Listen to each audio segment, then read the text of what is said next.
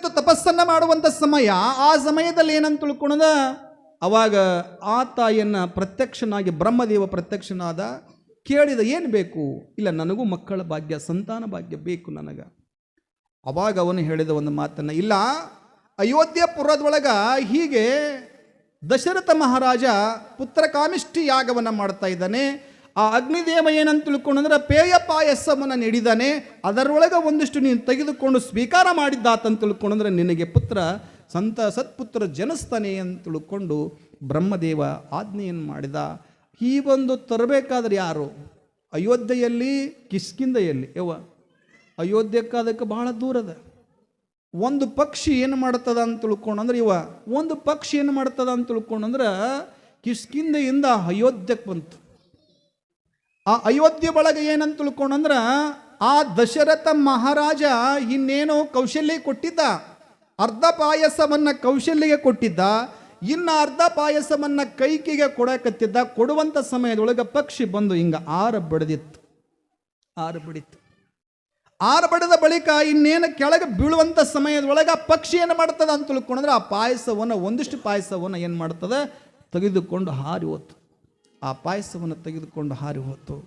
ಅರ್ಧ ಪಾಯಸವನ್ನು ಕೌಶಲ್ಯ ಕೊಟ್ಟ, ಅರ್ಧ ಪಾಯಸವನ್ನು ಕೈಕಿಗೆ ಕೊಡೋಕತ್ತಿದ. ಉಳಿದ ಅರ್ಧದನ ಸುಮಿತ್ರೆ ಕೊಡುವಷ್ಟರೊಳಗಾಗಿ ಏನಂತ ತಿಳ್ಕೊಂಡ್ರೆ ಪಕ್ಷಿ ಬಂದು ತೆಗೆದುಕೊಂಡು ಹೋತು.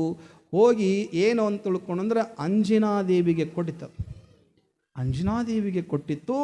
ಅವಾಗಿಲ್ಲ ಏನಂತ ತಿಳ್ಕೊಂಡ್ರೆ ಕೌಶಲ್ಯಗೆ ಅರ್ಧ ಆಯ್ತು, ಕೈಕಿಗೆ ಅರ್ಧ ಕೊಡುವಂಥದ್ದಾಯಿತು. ಮತ್ತು ಸುಮಿತ್ರಿಗೆ ಇಲ್ದಂಗೆ ಆಯಿತು. ಸುಮಿತ್ರಿಗಿಲ್ಲದಾಗ ಕೌಶಲ್ಯ ಏನು ಮಾಡ್ತಾಳ, ತನಗೆ ಕೊಟ್ಟಿರುವಂಥ ಪಾಯಸದೊಳಗೆ ಆ ತಾಯಿ ತನಗೆ ಅರ್ಧವನ್ನು ಸುಮಿತ್ರಿಗೆ ಕೊಟ್ಟು, ಸುಮಿತ್ರಾದೇವಿಗೆ. ಮತ್ತು ಕೈಕಿ ಏನು ಮಾಡ್ತಾಳ, ತನಗೆ ಕೊಟ್ಟಿರುವಂಥ ಪಾಯಸದೊಳಗೆ ಅದರ ಅರ್ಧವನ್ನು ಏನು ಮಾಡ್ತಾಳೆ ಅಂತ ತಿಳ್ಕೊಂಡ್ರೆ ಸುಮಿತ್ರಿಗೆ ಕೊಟ್ಟು, ಸುಮಿತ್ರಾದೇವಿಗೆ ಇಬ್ಬರೂ ಕೊಟ್ಟರು. ಕೊಟ್ಟ ಬಳಿಕ ಏನಂತ ತಿಳ್ಕೊಂಡ್ರೆ ಮುಂದೆ ಏನಾಯಿತು ಅಂತ ತಿಳ್ಕೊಂಡು ನೆನಪಿರಲಿ ನಿಮಗೆಲ್ಲ. ಯಾರ್ಯಾರು ಪೈಸಾ ತೆಗೆದುಕೊಂಡಾರ, ಪೈಸಾ ತೆಗೆದುಕೊಂಡ ಬಳಿಕ ಮುಂದೆ 3 ತಿಂಗಳ ಆದ ಬಳಿಕ ಕೌಶಲ್ಯ ಗರ್ಭವತಿ ಆದಳು, ಗರ್ಭಿಣಿ ಆದಳು. ಕೌಶಲ್ಯ ಗರ್ಭಿಣಿ ಆಗಿದ್ದಾಳೆ. ಮತ್ತು ಕೈಕಿನೂ ಕೂಡ ಗರ್ಭಿಣಿ ಆಗಿದ್ದಾಳೆ. ಕೈಕಿ ಗರ್ಭಿಣಿ ಆದ ಬಳಿಕ ಸುಮಿತ್ರನೂ ಕೂಡ, ಸುಮಿತ್ರಾದೇವಿಯೂ ಕೂಡ ಗರ್ಭಿಣಿಯಾಗಿದ್ದ. 3 ರಾಣಿಯರು ಕೂಡ ಗರ್ಭಿಣಿಯಾದರು. 3 ರಾಣಿಯರು ಗರ್ಭಿಣಿಯಾದರು. ಆದರೆ ಇಲ್ಲಿಂದ ಏನು ಪಕ್ಷಿ ತೆಗೆದುಕೊಂಡು ಹೋಗಿತ್ತಲ್ಲ ಪಾಯಸವನ್ನು, ಆ ಆಂಜನಾದೇವಿಯು ಕೂಡ ಗರ್ಭಿಣಿಯಾಗಿದ್ದಳು. ಆ ಆಂಜನಾದೇವಿಯು ಕೂಡ ಗರ್ಭಿಣಿಯಾಗಿದ್ದಳು. ಮುಂದೊಂದು ದಿನ ಚೈತ್ರ ಮಾಸ. ಆ ಚೈತ್ರ ಮಾಸದಲ್ಲಿ ರಾಮನವಮಿ ಅಂತ ಕರ್ಕೊಂಡು ಬರ್ತಾರೆ. ನವಮಿ ತಿಥಿ ದಿವಸ ಶನಿವಾರ. ಆ ವಾರ ದಿವಸ ಏನಂತ ತಿಳ್ಕೊಂಡ್ರೆ ಪುನರ್ವಸು ನಕ್ಷತ್ರ ದಿವಸ ಮೊದಲನೇದಾಗಿ ಯಾರು ಜನಿಸಿದರು ಅಂದ್ರೆ ಶ್ರೀರಾಮನೇ ಜನಿಸಿದ. ಈ ಭೂಮಿಗೆ ಅವತಾರವಾದ ಅಂತ ತಿಳ್ಕೊಂಡು ಕರೀತಾರೆ. ರಾಮ ಜನಿಸಿದ. ಆ ರಾಮ ಜನಿಸಿದ ಬಳಿಕ ಮತ್ತೆ ಮರನೇ ದಿವಸ ಏನಂತ ತಿಳ್ಕೊಂಡ್ರೆ ಭರತ ಜನಿಸಿದ. ಭರತ ಜನಿಸಿದ ಮಾರನೇ ದಿವಸ ಯಾರಂತ ತಿಳ್ಕೊಂಡ್ರೆ ಲಕ್ಷ್ಮಣ ಶತ್ರುಘ್ನರು ಜನಿಸಿದರು. ಯಾರಿಗೆ? ಸುಮಿತ್ರಾದೇವಿಗೆ ಅವಳಿ ಜವಳಿ ಮಕ್ಕಳು ಹುಟ್ಟಿದೆವು. ಯಾಕೆ? ಆ ಕೌಶಲ್ಯ ಅರ್ಧ ಪಾಯಸ ಕೊಟ್ಟಿದ್ರು, ಹೌದಲ್ಲ? ಕೌಶಲ್ಯ ಅರ್ಧ ಪಾಯಸ ಕೊಟ್ಟಿದ್ರು. ಆಮೇಲೆ ಆ ಕೈಗೆ ಅರ್ಧ ಪಾಯಸವನ್ನು ಕೊಟ್ಟಿದ್ರು. ಹಾಗಾಗಿ ಅವರಿಬ್ಬರಿಗೆ ಏನಂತ ತಿಳ್ಕೊಂಡ್ರೆ ಆ ಲಕ್ಷ್ಮಣ ಮತ್ತು ಶತ್ರುಘ್ನ ಅಂತಕ್ಕಂಥವ್ರು ಏನಂತ ತಿಳ್ಕೊಂಡ್ರೆ ಇಬ್ಬರು ಮಕ್ಕಳು ಅವಳಿ ಜವಳಿ ಮಕ್ಕಳನ್ನು ಜನಿಸಿದ್ರು ಅಂತ ತಿಳ್ಕೊಂಡಂತಾರೆ. ಆ ಮಕ್ಕಳ ಫಲದ ಸಲುವಾಗಿ ಏನೆಲ್ಲ ಯಾಗವನ್ನು ಮಾಡಿರ್ತಕ್ಕಂಥವರು, ಪುತ್ರ ಕಾಮಿಷ್ಠಿ ಯಾಗವನ್ನು ಮಾಡಿರ್ತಕ್ಕಂಥವರು ಯಾರು? ದಶರಥ ಮಹಾರಾಜ. ಆದರೆ ಅವರು ಎಲ್ಲರೂ ಕೂಡ ಏನಂತ ತಿಳ್ಕೊಂಡು ಏನೆಲ್ಲ ಕಷ್ಟಪಟ್ಟರು ಮುಂದೂ ಕೂಡ ಆ ದೈವ ಅನುಗ್ರಹ ಅಂತ ಕರೀತಾರೆ, ಗುರು ಅನುಗ್ರಹ ಅಂತ ಕರೀತಾರೆ. ಆ ಗುರು ಅನುಗ್ರಹದ ಮುಖಾಂತರವಾಗಿ ಅವರಿಗೆ ಮಗು ಆಗ್ತದೆ. ಆದರೆ ಮಗು ಏನಂತ ತಿಳ್ಕೊಂಡ್ರೆ ಅವ ಎಂಥವಾದನ ಅಂತ ತಿಳ್ಕೊಂಡು ನೋಡುವುದಕ್ಕೆ ಸುರಸುಂದರ ಆಗಿರ್ತಕ್ಕಂಥವನು, ತೇಜಪುಂಜನಾಗಿರ್ತಕ್ಕಂಥವನು ನೋಡಬೇಕು. ಅವನ ಗರ್ಭದಲ್ಲಿ ಇರುವಾಗಲೇ ಆ ಮಗುವಿಗೆ ಸಂಸ್ಕಾರವನ್ನು ನೀಡಿರ್ತಕ್ಕಂಥವಳು ತಾಯಿ ಕೌಶಲ್ಯ. ದಿನನಿತ್ಯ ಆ ತಾಯಿ ಏನಂದ್ರೆ ಶಾಸ್ತ್ರ ಪುರಾಣ ಸಂಸ್ಕೃತ ದಿನನಿತ್ಯ ವಶಿಷ್ಠ ಋಷಿಗಳ ಆಶ್ರಮದಲ್ಲಿ 2-3 ತಾಸುಗಳ ಪರ್ಯಂತರ ದಿನನಿತ್ಯ ಆ ತಾಯಿ ಏನಂತ ತಿಳ್ಕೊಂಡ್ರೆ ಶಾಸ್ತ್ರ ಪುರಾಣವನ್ನು ಕೇಳ್ಕೊಂಡು ಬರ್ತಿದ್ಲು. ಏನು ಸೇವೆ ಗರ್ಭಿಣಿ ಇರುವಂಥ ತಾಯಂದರು, ನೀವೆಲ್ಲರೂ ಕೂಡ ಗರ್ಭಿಣಿ ಇರುವ ಸಮಯದೊಳಗೆ ಎಲ್ಲರೂ ಹೇಳ್ಕೊಂಡು ಬರ್ತಾರೆ, ವಾಕಿಂಗ್ ಮಾಡು ಅಂತ ತಿಳ್ಕೊಂಡಂತಾರೆ, ಹೌದಲ್ಲ? ವಾಕಿಂಗ್ ಮಾಡು, ಇಲ್ಲಾಂದ್ರೆ ಹಿಂಗೆ ಮಾಡು ಅಂತ ತಿಳ್ಕೊಂಡಂತಿರ್ತಾರೆ. ಕೆಲವೊಬ್ರು ಏನಂತ ತಿಳ್ಕೊಂಡ್ರೆ ನಮ್ಮ ಊರಾಗ ಇನ್ನೂ ಹೊಟ್ಟೆಗೆ ಮೂಡೋದ್ರಾಗ ಏನು ಮಾಡಿಲ್ಲ ಅಂತ ತಿಳ್ಕೊಂಡು ಹೆಣ್ಮಗಳು ಹಾಸಿಗೆ ಬೆಡ್ ರೆಸ್ಟ್ ಬೆಡ್ ರೆಸ್ಟ್. ನಾ ಮೊನ್ನೆ ಇಲ್ಕಲ್ಲಿಗೆ ಹೋಗಿದ್ದೆ. ಇಲ್ಕಲ್ಲಿಗೆ ಆರಾಮಿದ್ದಿದ್ದಿಲ್ಲ, ತೋರಿಸ್ಕೊಂಬರಕ್ಕಂತ ಹೋಗೋದಾಗ ನರ್ಸ್ ಇದ್ಲು, ಹೆಣ್ಮಗಳು ನರ್ಸ್ ಸೀಸ್ ಪೆನ್ಸಿಲ್ ತೊಗೊಂಡು ಬರೆಯಕತ್ತಿದ್ಲು. ಯಾಕೆ ಇವ ಪೆನ್ ಇಲ್ಲ ನಾನು, ಪೆನ್ ಇಲ್ಲನು ಪೆನ್ ಕೊಡ್ಲೇನ ಅಂತ ತಿಳ್ಕೊಳನ್ ನಾನು. ಇಲ್ರಿ ಅಂತ ತಿಳ್ಕೊಳೋದು. ಇಲ್ರಿ ನಾನು ಸೀಸ್ ಪೆನ್ಸಿಲೇ ಬರಿತೇನೆ. ಅದನ್ನ ಯಾಕೆ ಬರಿತೀವ? ಮತ್ತು ಇಲ್ರಿ ಡಾಕ್ಟ್ರಿ ಹೇಳ್ಯಾರ ವಜ್ಜೆಂದ ಬರಿಬೇಡ ಅಂತೇಳಿ, ಅದಕ್ಕೆ ಸೀಸ್ ಪೆನ್ಸಿಲ್ ಬರೆಯಕತ್ತೀನಿ. ಹಣೆ ಬಾರಂಜ. ಎಷ್ಟು ವಿಚಿತ್ರ ಕಾಲ ಬಂತಲ್ಲ ಯವ್ವ. ನಮ್ಮೂರಾಗ ನಿಮ್ಮೂರಾಗ ಆಗಿರ್ಬೋದು. ಅವತ್ತಿನ ದಿನಮಾನದೊಳಗೆ ಹೊಟ್ಟೆಲಿರುವಂಥ ಹೆಣ್ಮಕ್ಕಳು, ಗರ್ಭಿಣಿ ಇರುವಂಥ ಹೆಣ್ಮಕ್ಕಳು ಹೊಲದಾಗ ಹೋಗಿ ದಗದ ಮಾಡಿ ಕೆಲಸ ಮಾಡಿ ಬರೋ ಮುಂದೆ ಬಂಡಿ ಒಳಗೆ ಯಾರಿಗಾದವ್ರು ಎಷ್ಟೋ ಮಂದಿ ಅದಾರ, ಹೌದಿಲ್ಲ? ಹೊಲದಾಗ ದುಡಿದು ಮನೆಗೆ ಬರೋದ್ರಾಗ ಹಿಂಗೆ ಅಡುಗೆ ಮಾಡಕತ್ತಿದ್ಲು. ಹಿಂಗೆ ಅಡುಗೆ ಮಾಡ್ಕೊತಾನ ಎಷ್ಟೋ ಮಂದಿ ಯಾರಿಗೆ ಆದಾರ, ಹಿಂಗಂತ ತಿಳ್ಕೊಳದವ್ರು ಅದಾರ, ಹೌದ್ರೆ? ಎಷ್ಟೋ ಮಂದಿ ಹೊಲಕ್ಕೆ ಹೋಗಿ ಮನೆಗೆ ದುಡ್ಕೊಂಡು ಬಂದು ಬರೋದ್ರಾಗ ಯಾರಿಗೆ ಆದವ್ರು ಅದಾರ, ಬಂಡಿ ಒಳಗೆ ಬರೋದ್ರಾಗ ಯಾರಿಗೆ ಅದಾರ. ಆದರೆ ಇವತ್ತಿನ ಕಾಲ ಎಷ್ಟು ಸೂಕ್ಷ್ಮ ಆಗೈತೆ. ಒಟ್ಟಾಗಿ ಇನ್ನೂ ಮೂಡೋದ್ರಾಗ ಅವ್ರೇನಂತಾರೆ, ಡಾಕ್ಟ್ರ್ ಹೇಳ್ಬಿಡ್ತಾರೆ ಬೆಡ್ ರೆಸ್ಟ್. ಚರ್ಗಿ ಎತ್ತಬೇಡ, ಚರ್ಗಿ ಎತ್ತಬೇಡ, ಕೊಡ ಎತ್ತಬೇಡ, ಆರಾಮ್ ಉಣ್ಣು ಮಲ್ಕೋ. ಕೈಯಾಗ ಒಂದು ಮೊಬೈಲ್ ಬಂದು ತಿಕ್ಕದ. ಅವ್ನ ಮುಂದೆ ಹುಟ್ಟಿದ ಮಕ್ಳು ಎಂತ ಹುಡ್ತಾವ ಗೊತ್ತಾ ನೀವು? ಹುಟ್ಟಿದ ಮಕ್ಳು ಎಂತ ಹುಡ್ತಾವ ಗೊತ್ತಾ?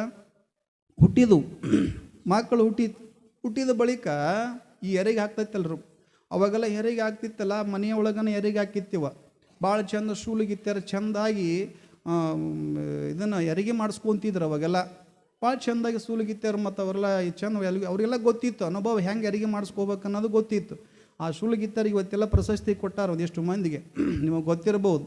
ಭಾಳ ಚೆಂದಾಗಿ ಅವತ್ತಿನ ಕಾಲಕ್ಕೆ ಹೆರಿಗೆ ಮಾಡಿಸ್ಕೊಳ್ತಿದ್ರು. ಆದರೆ ಇವತ್ತಿನ ಕಾಲದಾಗ ಹಂಗಲ್ಲ. ಇವತ್ತಿನಿಗೆ ಭಾಳ ವ್ಯತ್ಯಾಸ ಅದ. ಆದರೆ ಇವತ್ತಿನ ಕಾಲದಾಗ ಏನಂತ, ಅವತ್ತಿನ ಕಾಲದಾಗ ಯಾವ ದವಾಖಾನೆ ಇರಲಿಲ್ಲ, 108 ಗಾಡಿ ಇರಲಿಲ್ಲ, ಯಾವುದೂ ಇರಲಿಲ್ಲ ಯಾವ ಗಾಡಿ ಇರಲಿಲ್ಲ. ಒಬ್ಬ ಹೆಣ್ಮಗಳು ಹೇಳ್ತೀನಿ, ಮನೆ ಗಲಗಲಿ ಪುರಾಣಕ್ಕೆ ಹೋದಾಗ ಒಬ್ಬ ಹೆಣ್ಮಗಳು ಏನಂತ ತಿಳ್ಕೊಂಡು ಗೊತ್ತು ನೀವು? ವಾಲ್ಯ ಮಕ್ಕಳು ವಾಲ್ಯ ಅನ್ನಕ್ಕಂತ 36 ಮಕ್ಕಳು ಹಡ್ದಾಳೆ. ವಾಲ್ಯ ಅನ್ನಕ್ಕಂತ 36 ಹಡ್ದಾಳೆ. ಮತ್ತು ಬೇಕಂದ್ರೆ 72 ಹಾಕಿದ್ವೇನು? ಎಷ್ಟು ವಿಚಿತ್ರ, ಹೌದಲ್ಲ? ವಾಲ್ಯ ಅನ್ನಕ್ಕಂತ 36 ಮಕ್ಕಳು ಹಡ್ದಾರ, ಹೌದಾ?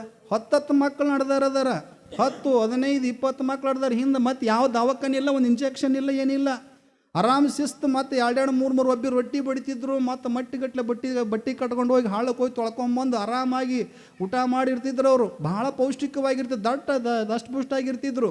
ಈಗ ಹಂಗಲ್ಲ, ಎಲ್ಲ ಸೌಕರ್ಯ ಇದ್ದರೂ ಕೂಡ ನಮ್ಮ ಮಕ್ಕಳಿಗೆ ಕೂಡ ಏನಂತಾರೆ ವೈದ್ಯರು, ಏನಂತಾರೆ, ಇಲ್ರಿ ಹಿಂಗ್ರಿ ಬ್ಲಡ್ ಕಡಿಮೆ ಆಗೈತ್ರಿ ಅಂತಾರೆ.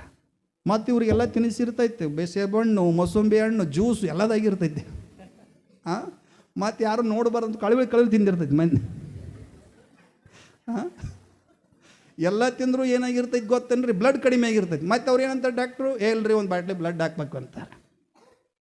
ಮೂಟ ಏನಂತ ತಿಳ್ಕೊಂಡ್ರೆ ಶರಣರ ಮೂಡೋದ್ರಾಗ ನಾವೇನು ಮಾಡ್ತಾರೆ, ನಮ್ಮ ತಾಯಂದ್ರು ಎಲ್ಲರೂ ಏನಂತ ದವಾಖಾನಿಗೆ ಹೋಗ್ತಾರೆ. ಮತ್ತು ಅವಾಗೆಲ್ಲ ಹೆರಿಗೆ ಮನೆಗೆ ಹಾಕಿತ್ತು.